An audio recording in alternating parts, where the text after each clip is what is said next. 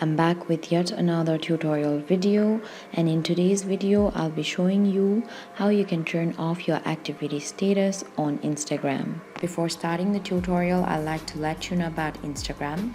It's an app where you can connect with friends, share what you're up to, or see what's new from others all over the world. Now, open up Instagram app on your phone. After you open up your app, be sure that you're logged into your account.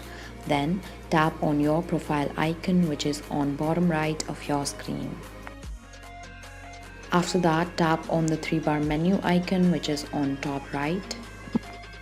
A pop-up menu will appear on your screen. Go to settings, then select privacy.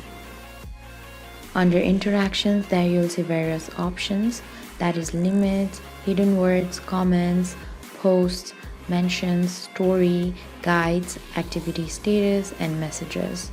Tap on activity status, then turn off show activity status.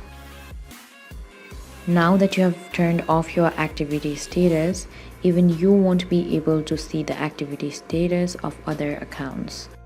Thank you for watching. If you like this video, please hit the like button. If you want to see more tutorial videos, hit the subscribe button. And if you have something to say, please leave a comment.